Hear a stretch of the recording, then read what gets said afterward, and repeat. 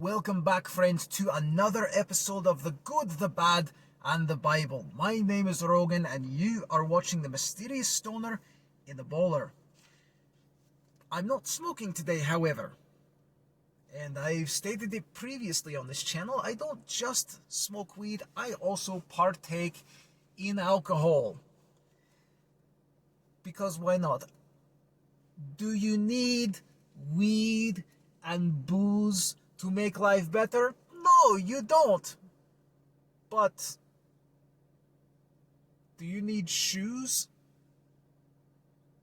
No, but they do help. Shoes do help quite a bit. So, I am drinking today, obviously, and not just because I'm out of weed, but also because St. Patrick's Day is right around the corner, and I will be celebrating it probably the evening of when you are seeing this video, because this will be aired on a Saturday, but I film on Wednesdays. So that aside, that is not important, but that is why you will be seeing this getting consumed. It's even a bit green. It's Jose Cuervo. I just got this not that long ago because I never had Jose Cuervo before. I'm an ex-Christian, by the way, so there are a lot of things in life that I don't know, because I was raised sheltered and homeschooled. But I've learned a lot since then. I've learned how bullshit the Bible is, and I am sharing with you what I have learned here today. Specifically in regards to the Bible and the things in it that are good and bad, because the Bible has both. No way you can get around it. It has good advice and bad advice. And today we are going to go through purely a lot of bullshit here. We just had the 10 Commandments in the previous episode. And if you go to the episode before that, you could see that God was gathering the children of Israel together to hear the 10 Commandments. And so today we are going to go back just a little bit, right off of that, right before the 10 Commandments started. We're going to start there, and then we're going to jump to the portion right after the 10 Commandments. It kind of goes together. You'll see what I mean. And then we're going to talk a little bit of some of God's other commandments that come up right after the 10 Commandments. And I think you will find it very interesting. Specifically, God's opinions and ideas regarding servitude, and a few other things mixed in there along the way that we will get to, but one thing at a time. So, without any further ado, happy St. Patrick's Day.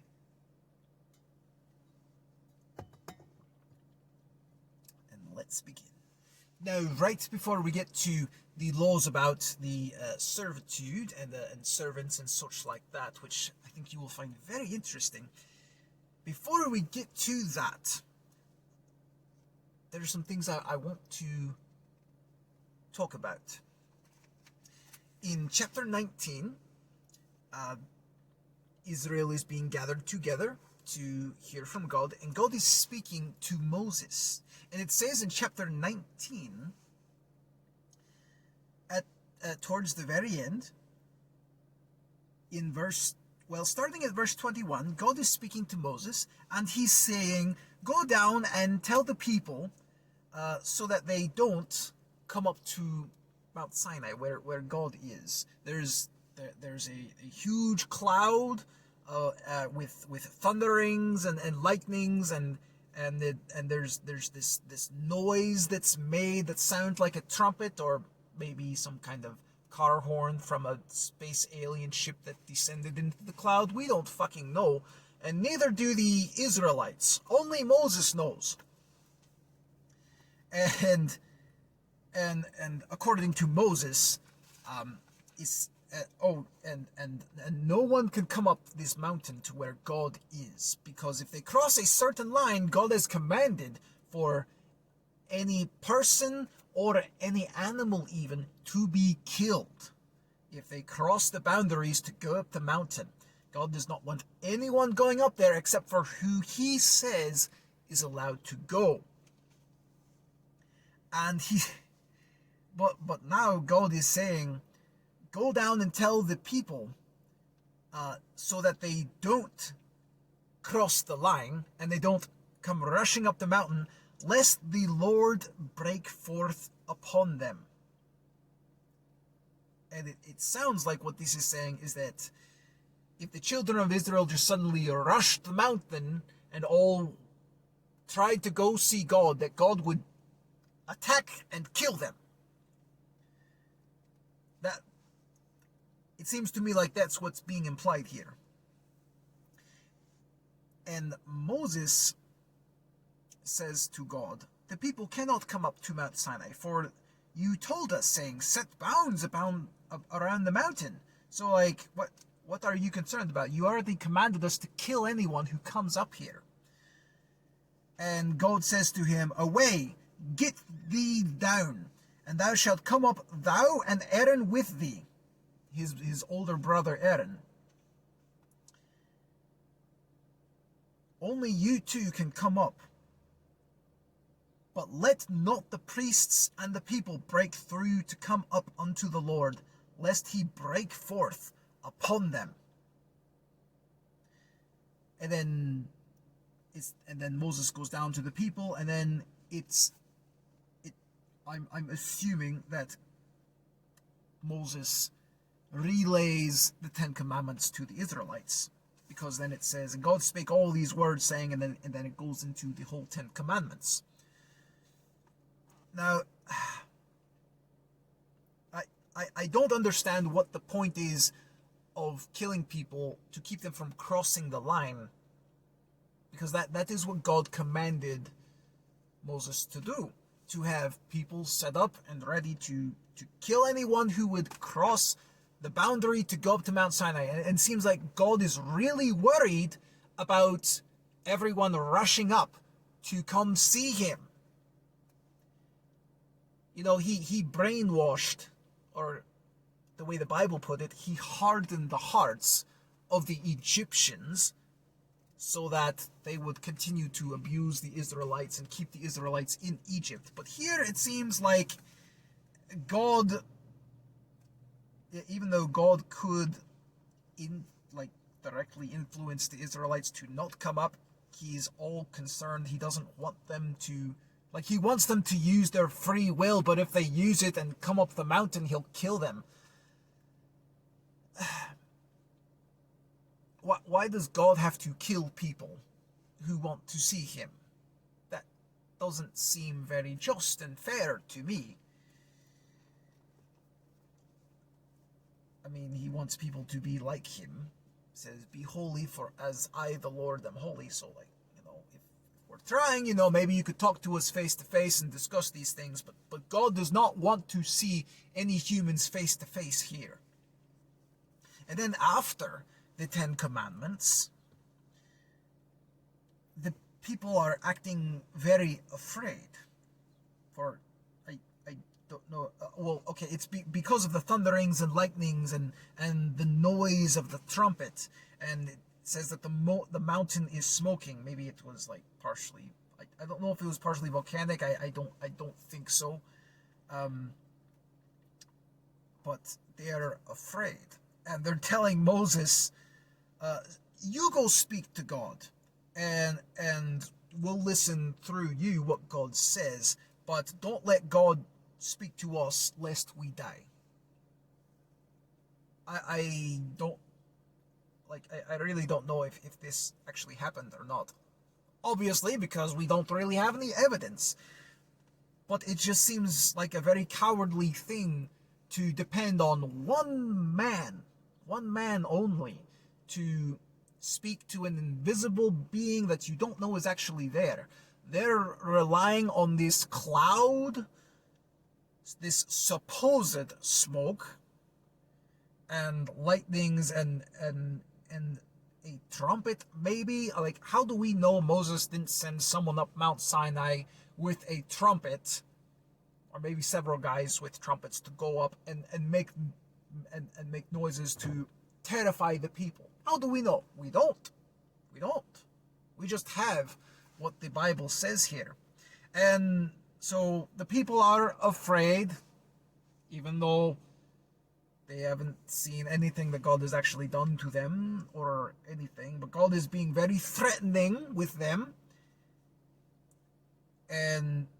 But Moses says, don't be afraid. Fear not. I don't even know why he says that, because of what he says next. He says, for God is come to prove you, and that his fear may be before your faces, that ye sin not. So basically, God is trying to scare and terrify you so that you don't disobey him, which is not a great way to rule over people. By terrifying them, scaring them into servitude, that is tyrannical. That is how dictators rule.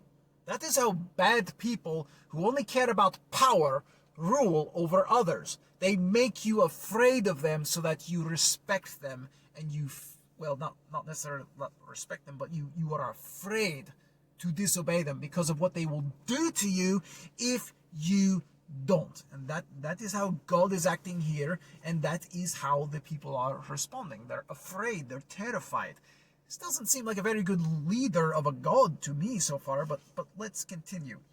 And Moses is called up to God. Only Moses and Aaron, only those two. Maybe what was actually happening was that Moses was like, hey Aaron, I'm running out of some ideas. Could you come to me up Mount Sinai and we'll talk a bit. We'll tell everyone that God said only we are allowed and that no one else can come up. Not even the priests, only you and me. And we'll go up and we'll go talk in the fog about this and figure out what kind of rules to pass along to the children of, to the Israelites.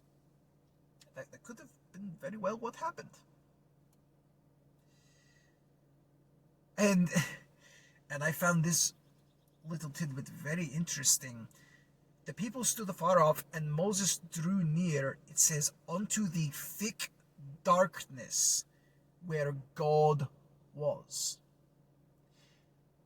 And the reason I find this interesting, because God claims to be light. He claims to be good, and he's the light of the world. But he's in thick darkness here. That seems very intimidating and scary. And I mean, it really goes along with a lot of these commandments and things that God is saying, these threats to the Israelites if they rush up the mountain to come see him. I mean, really, I am willing to bet that if the Israelites just rushed up the mountain and, blew past the guards and everything, and they went up there, they wouldn't have found God, and they would not have died. I almost guarantee it.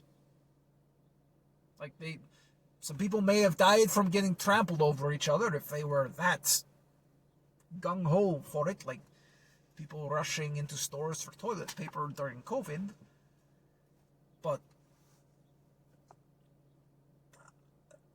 for the most part, they would have been fine, because this God is not real. I mean, if Jehovah is real, strike me dead.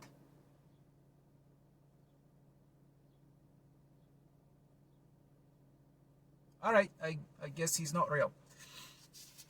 Let's continue on. Somehow, the Israelites buy the bullshit, and Moses and Aaron go up into the mountain and collect these rules from God. So let's talk about a few of those rules. after the Ten Commandments, God decides to talk about servants and such. Now, I personally, I'm not for slavery. Like, there was a time when morals were not as high and slavery was more allowed. I definitely do not believe in going out and capturing people against their will and forcing them to work for you. That is not okay, and those things still happen today, unfortunately. But God is okay with that. There are some other rules about that here and there, but we're not getting to those specifically. We're not getting into the capturing rules. We are getting into not the slaves, but the servants. A little bit different. Although, strangely enough, servants aren't really treated that great.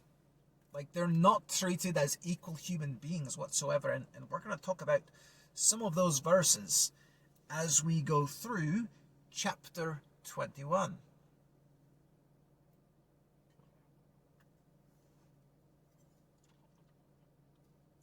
God has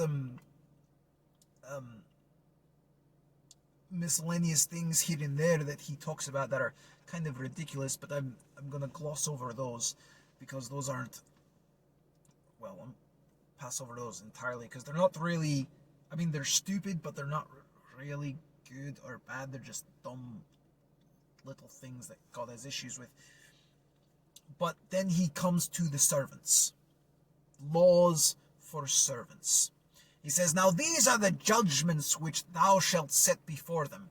If thou buy an Hebrew servant." Let's stop right there. Buy a Hebrew servant. God is, like, right here we are seeing God is perfectly fine with people buying each other, treating each other like property. I'm personally not really okay with that. There are instances later, it's not mentioned here, but there are instances later mentioned that where, like, if a man can sell himself to be a slave, like if he doesn't, or a servant, I should say, if he doesn't have any money, he doesn't have any way of living, he doesn't have any trades or anything, he doesn't have any way of sustaining himself, he can make himself a servant and work for someone. That makes sense. But this is saying, if thou go and buy a Hebrew servant, basically stating this person is already a servant, whether they want to be or not, and they can be bought and traded for like a commodity, like a product. Now it says, if a man starts being a servant, he is bought as a servant, or he becomes a servant, whatever, and he already has a wife and children, then when he stops being a servant and he leaves his master, he still has his wife and children as are his, right? That makes sense, yes, because they're his. But it says in verse 4, if a master has given him a wife, and she has borne him sons and daughters, the wife and her children shall be her master's. And when the servant is done serving the master for however long or whatever, the servant shall be set free. He shall go out by himself. Meaning, even though the servant married this woman, had children by this woman, while being under his master's roof, he cannot take the wife and children with him. the wife and children belong as property to the master. They don't go with the servant when he's set free. I don't know if that means the servant is divorced, if he's free to remarry and have children by some other woman. I don't know. That is not said here. But he has to leave his wife and children behind because they are property of the master.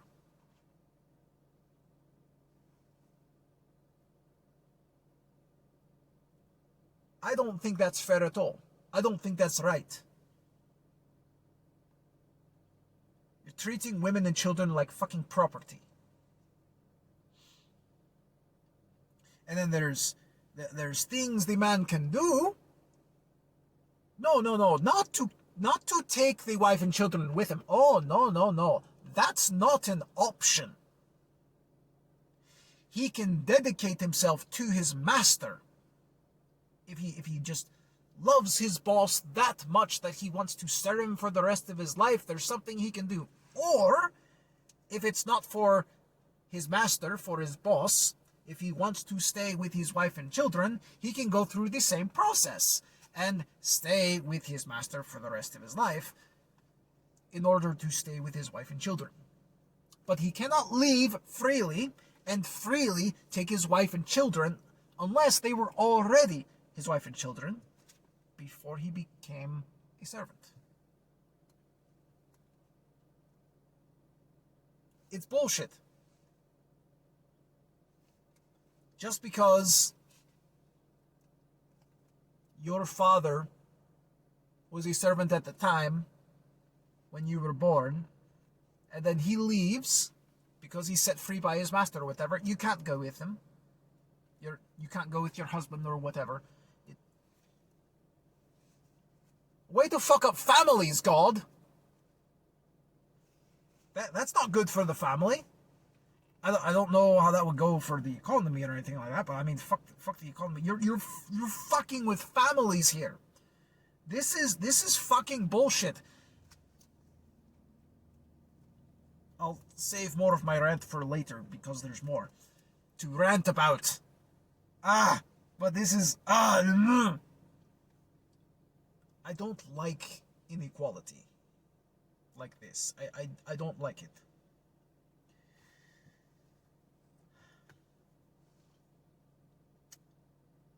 Oh, this next one's great. You'll really like this one, ladies. Check this out. Verse 7 of chapter 21 in Exodus.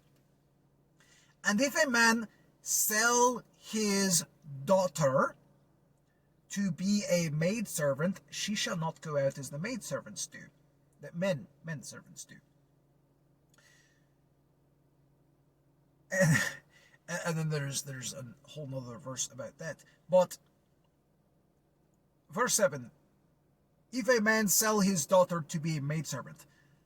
Stop right there. God is fine with a father selling his daughter into servitude. Nothing said about, oh, but if the daughter doesn't want to go. No. Fuck what the daughter wants. It's all about what the father wants. No consideration for the daughter whatsoever. This is Jehovah's words, supposedly. Providing it's not just some sexist man who just wants to do whatever he wants with women and is just making up rules to figure out ways to get with women or get rid of them if he doesn't want them around in the house. Oh, I'm tired of my daughter. I'm going to sell her into servitude and make some money off of it. Or, we're poor. I'm going to sell my kids into servitude. That actually did happen in America, I believe. I don't know about selling to servitude, but there was a time where things were so bad that people were selling their own children.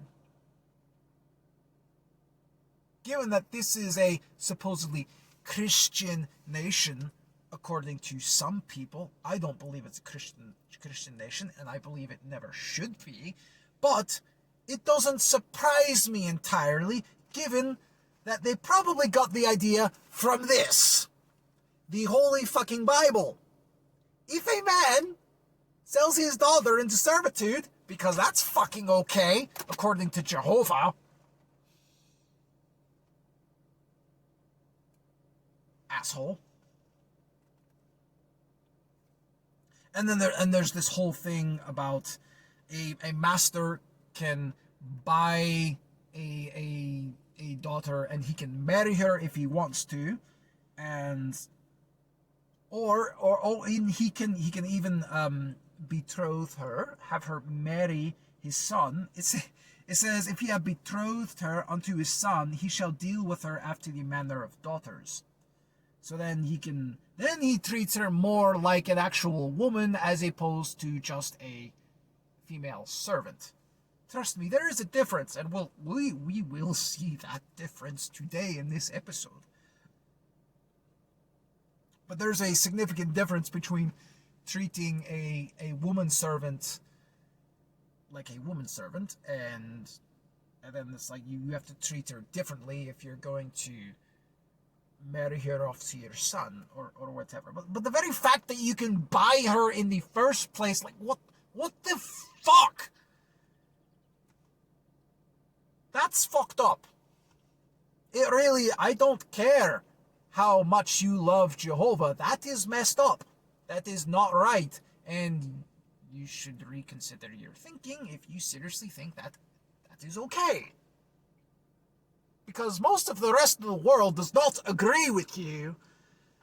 And yes, we should not always follow the crowd, but you'd be surprised how sometimes the crowd is actually right about some things.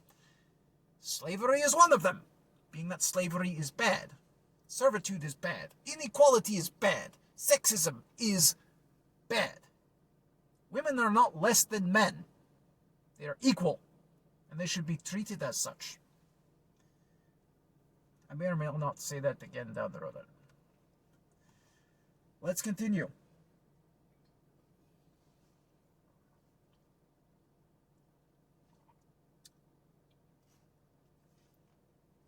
God takes a minor break from talking about servants, and he throws this in here. He that curseth his father or his mother shall surely be put to death. Now, I have a question about that. What if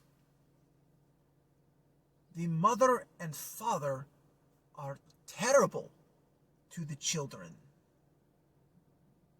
and they deserve whatever their children say about them? What if they deserve to be cursed? Because there are parents out there who are abusive and absolutely terrible that never really should have had children in the first place, but people make mistakes. And they do a terrible job of raising their children even. Maybe they, well, I mean, there's so many things that can happen. So many things that can go wrong. And a lot of times, parents don't do a good job of raising their children. So what if you have an abusive father and mother, their children cusses them out, or let's say one of the children is like, okay, you know what, fuck this is not right, my parents are treating me poorly, I can see how other children are being treated, and they're happy with their parents, clearly my parents aren't doing very well, and I don't like how they're beating me and or talking to me abusively and such, and they're because there are a lot of parents like that, but let's say that happens, and this child cusses out, swears, straight up tells their parents, you're doing a terrible job of raising me, I don't love you, and or whatever, they blow their top because of how terrible their parents have been to them, and their parents are like, oh, you're gonna talk to me like that? You're gonna talk to your father, your mother like that? These abusive parents saying that, and they're like, oh, well, in that case, we're gonna take you to the judges, to the leaders, tell them what you said, and then what does the law say? What does Jehovah say? They shall surely be put to death.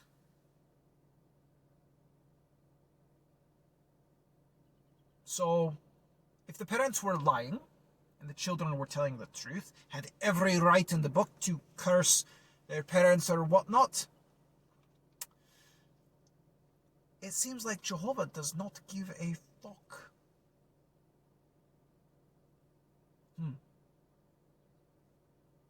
I'm not really sure why that got thrown in here amongst all these other verses having to do with servitude, and there's some other ones here about manslaughter, which I'm not going to get into, but yeah, it's a very strange thing to just throw in there, and just God's just 100% on the parent's side every single time. That's not just. That's not fair for the children if the children are in the right and the parents are in the wrong. Because guess what? That happens a lot. But then let's get back to the servants a bit.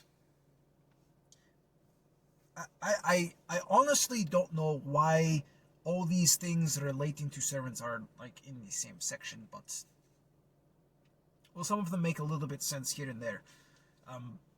Because of the type of laws they're talking about. I mean, it's like you just have to assume that being a servant, being bought, selling your daughter, and that children have no fucking rights whatsoever, is just perfectly okay in this environment that Jehovah is creating.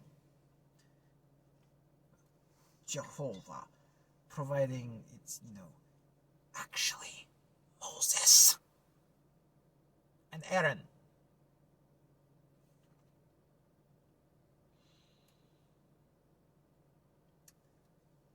We come here to laws about manslaughter,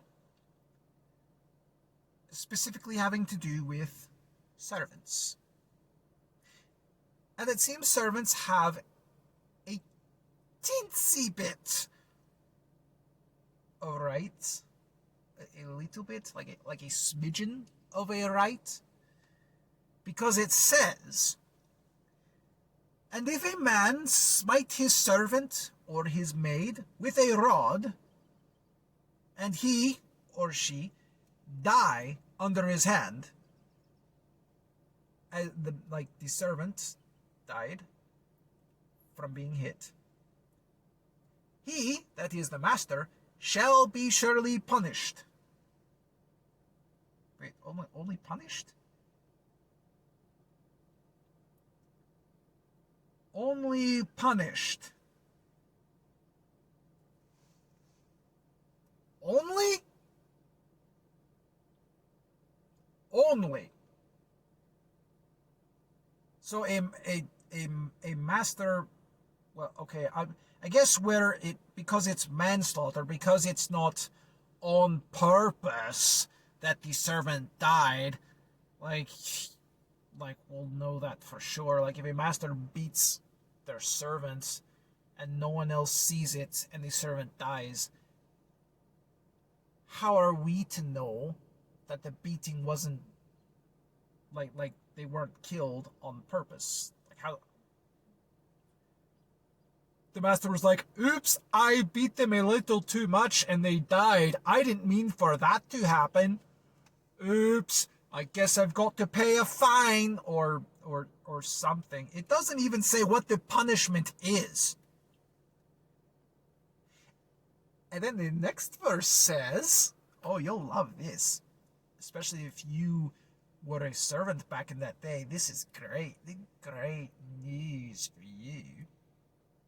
Notwithstanding, verse 21 of chapter 21, Notwithstanding, if he continue a day or two, as in the servant survives the beating,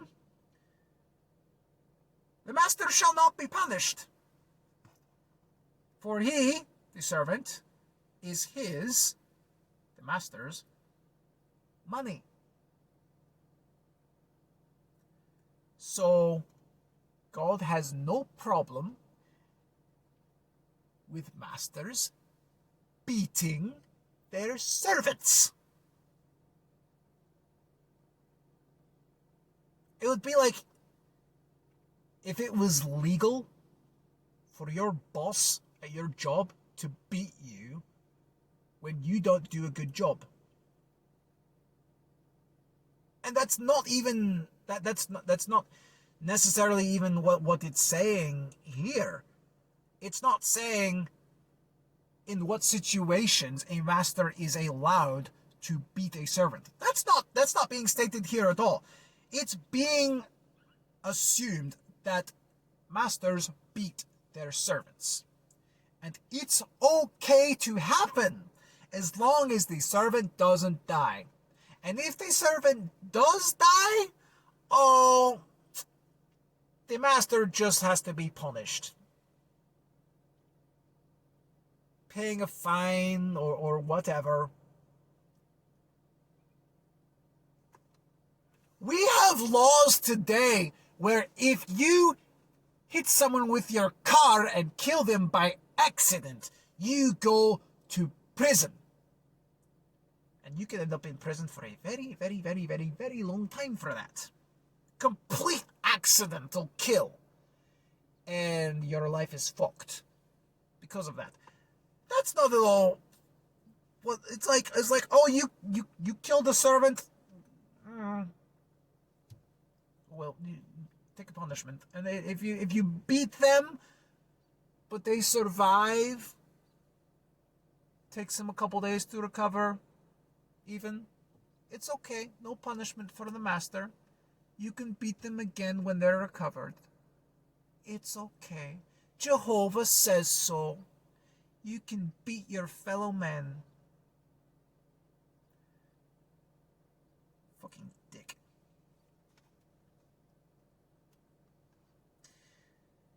And just in case you are not convinced that God is totally all for this class bullshit and treating people differently based on their job status, we've got some more to share with you about that. But not quite. Not quite yet. Very soon. And then, just in case you still think that God is for equality, I don't know how you could think that after these verses, but just in case you don't, just in case you think that God thinks of servants and people of a lower class system are of equal value to the masters that can afford to have servants, just in case you think those two different types of people are on the same basis in God's eyes, let me share this with you and see if this doesn't change your mind. We get into the next portion of laws regarding people who get hurt accidentally, because shit happens. But it's going through some rules here, starting at verse 22, going down, largely talking about, actually verse 28 is more so where it begins. It's talking about an ox getting out of their fenced-in area or whatnot, going out and killing someone, and it's got different rules here and there about that. Some is like, it's like, not necessarily good or bad. It's just It's just a rule, not necessarily bad, not necessarily good. But then we come to this. Oh, this is right before. Oh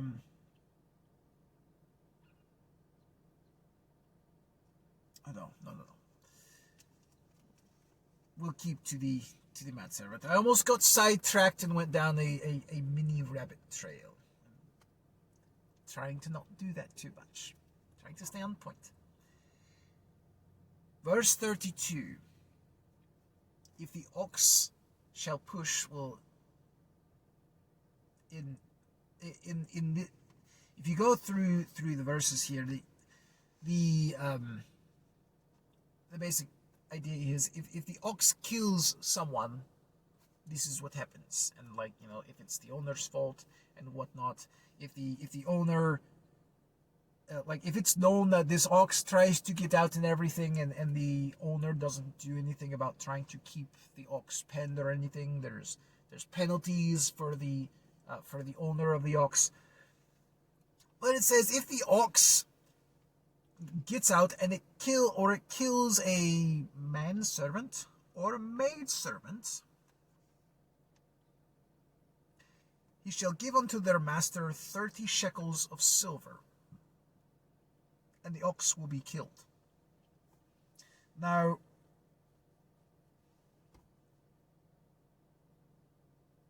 here's the thing. You think, he just killed someone's servant, so he has to pay a fine. No biggie, right? It's manslaughter. I mean, it's better than going to prison or whatever. I mean, 30 shekels is actually a lot. Back in that time, I'm not really sure what the monetary equivalent is, but it was a lot. Like, it was... I live in the United States, so we'll say here it's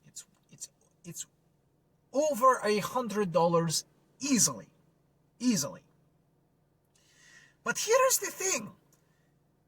You only had to pay if the ox killed a maidservant or a manservant. Human being. But rewind time, as they say. Or say, I don't know if that's still a trend or not. Probably not. But you go back just a couple verses. It says if the ox gores a man or a woman and they die, that the ox will be killed. And if the ox was known to be doing this and they kill someone, then you kill the ox and the owner, because the owner wasn't being responsible.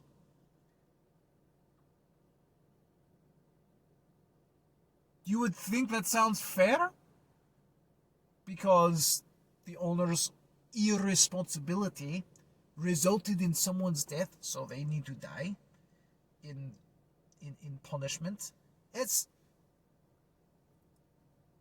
I don't know how fair that is, really, because I mean, even if the owner of the ox knew, what if the owner was just so busy he was never able to get around to keeping the ox in, or he was trying different things and it just still ended up happening, and then he still ends up dying, even though he was trying to fix the problem in the first place. He still ends up getting killed along with his ox. But that so much does not matter. It says, if there be laid on him a sum of money, then he shall give the ransom of his life whatsoever is laid upon him. But then, so like, that means basically, if the ox kills a man or a woman, and the ox has been known to do this, and the owner hasn't done anything about it, then the owner dies along with the ox. But if the ox kills a manservant or a maidservant, the owner of the ox doesn't have to die. He just has to pay 30 shekels of silver. This is stated after the rule about the owner getting killed along with the ox.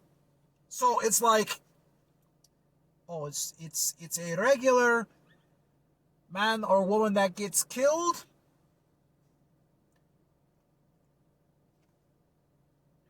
Kill the owner, along with the ox. But if it's a manservant or maidservant, oh, just pay money. It's fine. Just pay money. Money always makes up for it.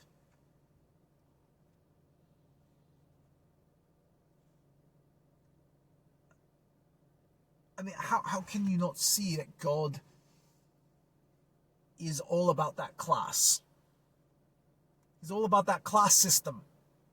And here is where I will go off a little bit on this now. I've talked to my parents about this before when I was younger, to, try and get an explanation. Why would God allow servitude and slavery? And the explanation I was given, this is not the opinion of all Christians necessarily, just the ones that I was raised by, so take that into consideration. But I was told by my parents that because it was older times and because people were not as mature as they are now, that God allowed slavery and servitude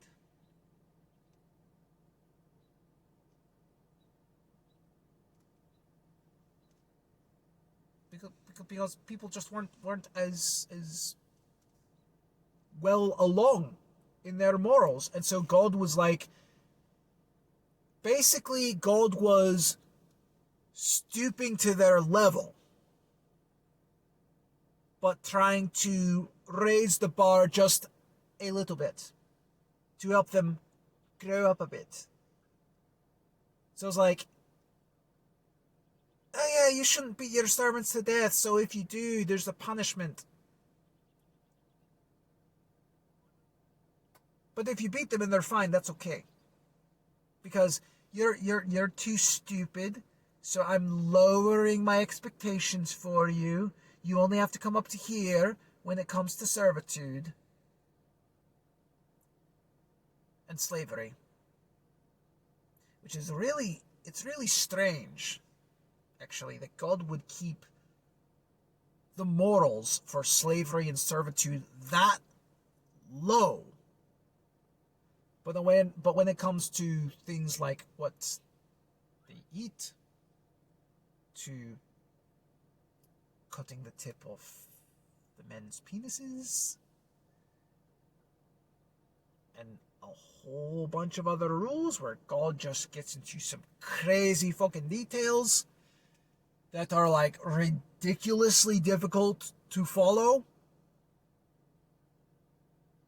Like why does God have to be like that with all these other rules? But over here with the slavery, with the slavery and servitude, he keeps it down. He keeps it easy. He keeps it in a way so that humans can easily achieve this.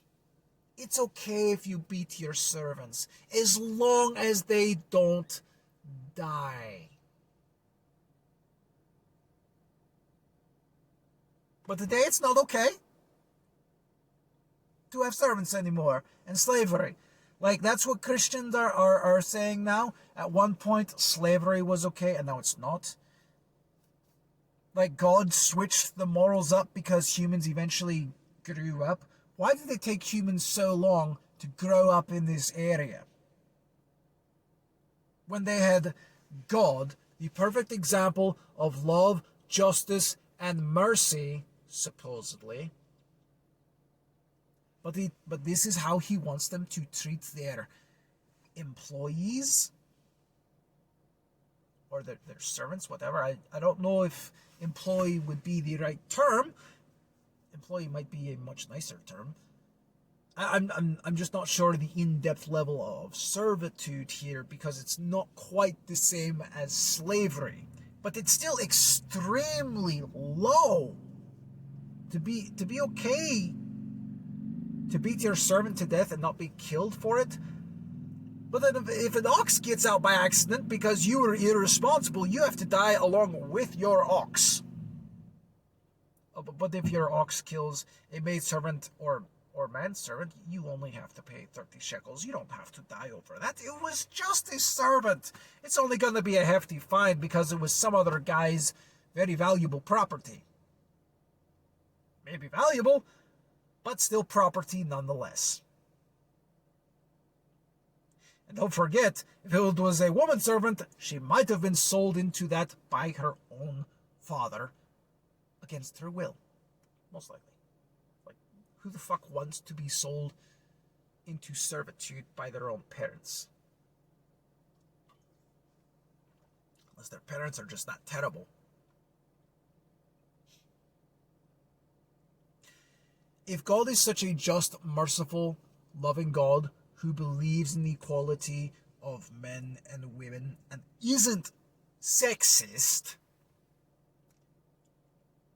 then instead of playing to the baser desires of humans, he should have been telling Moses, okay, from now on, you're not going to do slavery, you're not going to do servitude, you're not going to sell your daughters into servitude for money. You're not going to treat servants like shit. You're not allowed to beat them. In fact, if you beat them at all, you should be punished. God doesn't do that. God's like, oh, well, if you do this regarding slavery or servitude, make sure it's like this. If you decide to sell your daughter, do it like this. If you buy a daughter, or a woman, or you make her your servant, you are allowed to marry her off to your son if you want to, or you can marry her yourself. That's one of the verses or one of the rules that is talked about in chapter 21. It is extremely sexist, extremely unequal.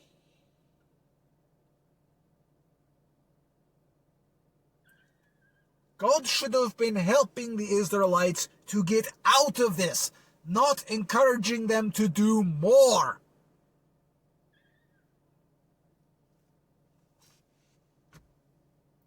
No. This is not a God of equality. This is not a God of love and justice. Do you know what justice even means? I'm sorry, I'm not referring to... I'm not speaking to the vast majority of people out there. I'm speaking specifically to Christians here. Do you know what justice is? Justice is balance. Balance. Fairness. Equal. A just reaction, or I should say an appropriate reaction to an action.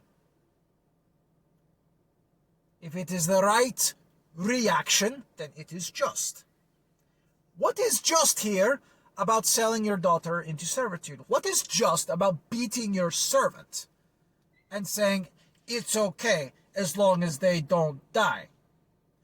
What is okay about treating servants lesser than people who can afford to have servants? What is okay about that? Where is the equality? Where is the justice? Women get treated lower because they ate the fruit first from the tree of knowledge and good and evil. That's a lot of the excuses here. That's one of the main excuses in the Bible why women are treated like shit more so than men. Yes, men are treated like shit. We're expected to cut our fucking penises to show our loyalty to Jehovah. If you join his faith, according to the Old Testament. It's not great for guys. Yeah, it empowers guys a ridiculous amount. It's not that it fucks guys up in the head. It fucks women. It fucks children. It's fucking terrible. This is terrible. This God is terrible. There's no getting around it. God is for servitude. God is for being sexist. God is for inequality. He is for injustice, not justice. That is the God of the Bible. More specifically, the God of the Old Testament.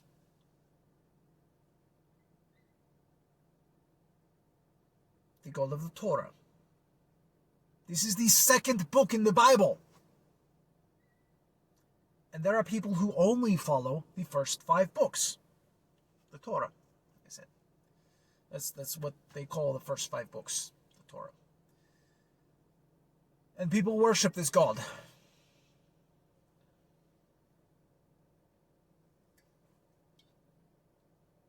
My parents used to worship this God. Well, they still do. I used to worship this God. We tried to give excuses for this deity. Oh, he was like that once. He's not like that anymore. Well, the fact that he was at all, who's to say he can't have a relapse?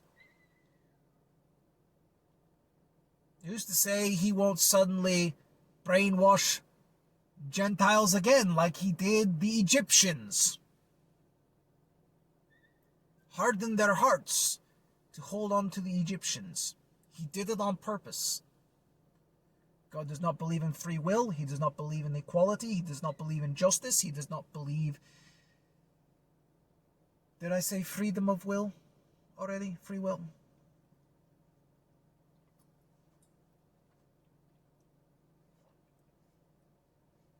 He believes in classes of wealth.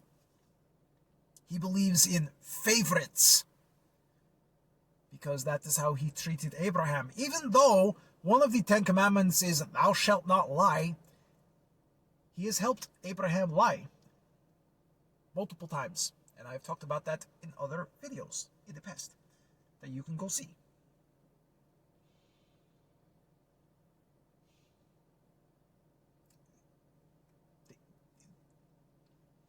These are just a few reasons why I don't believe in Jehovah anymore.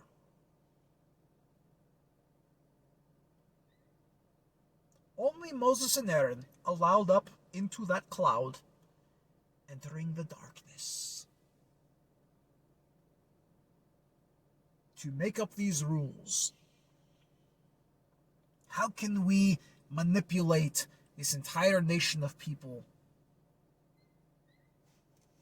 Because men are the stronger, because men do all the heavy lifting. We give them what they want. The women and children won't have a choice. They will have to listen.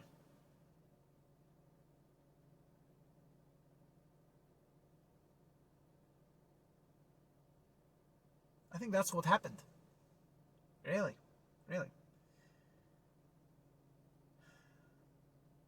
There is no Jehovah. Or at least, he is not a God. He does not have power.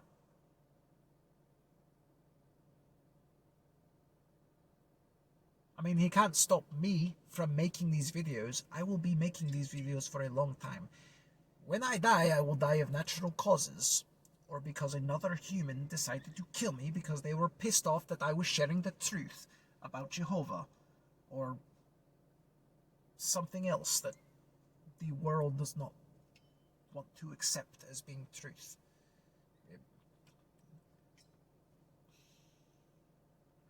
No God is capable.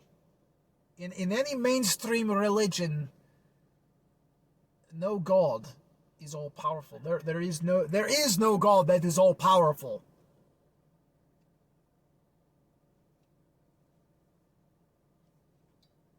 There is no God that is all just, all merciful, all loving, all fair. Because if he wanted us to be that way, he would be very clear about it.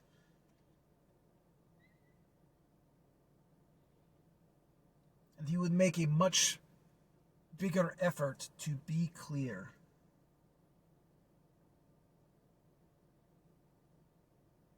But he has been clear, in a way,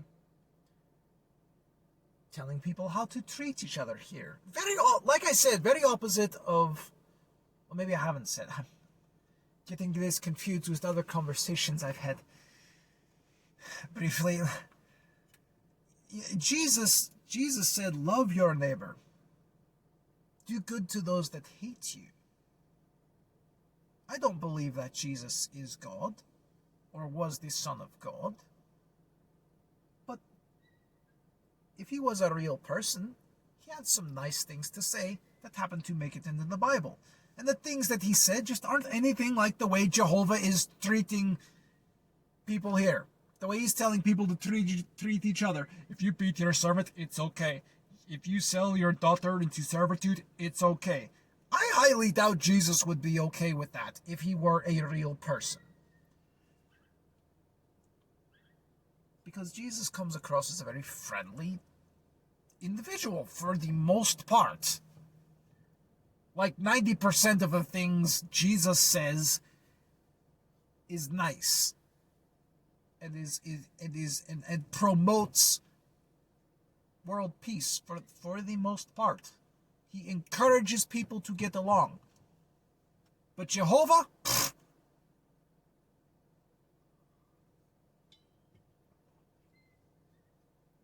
I've said it once and I will say it many, many, many times again. Jehovah is a dick. An asshole.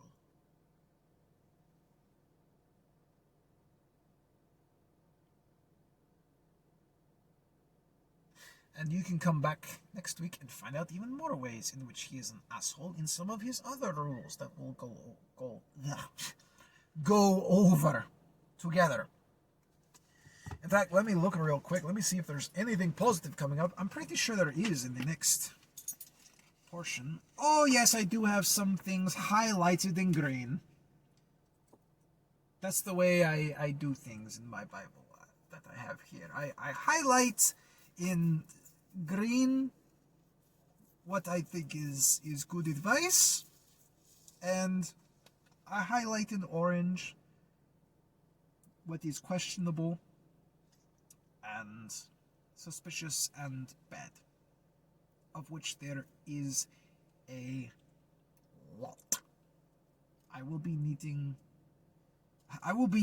another orange highlighter long before I need another green one. But that is where we will stop for today. Next week we'll get into laws about theft. He's actually got a couple good ideas there, believe it or not. Jehovah has a half decent idea about some of that. There's some laws about fornication I don't really entirely agree with on. Fornication, if you don't know what that means, is talking about sex. There's some laws about borrowing. Oh yes, we have, and I might do a little bit in the next chapter after that, but we will see when we get there. One video at a time, 1 week at a time, and I hope you will join me next week. I've had a great time talking with you guys, so you have a wonderful rest of your weekend. I hope you enjoyed this video. Please don't forget to like, subscribe, and share if you've enjoyed this video. And until next time, my friends, farewell.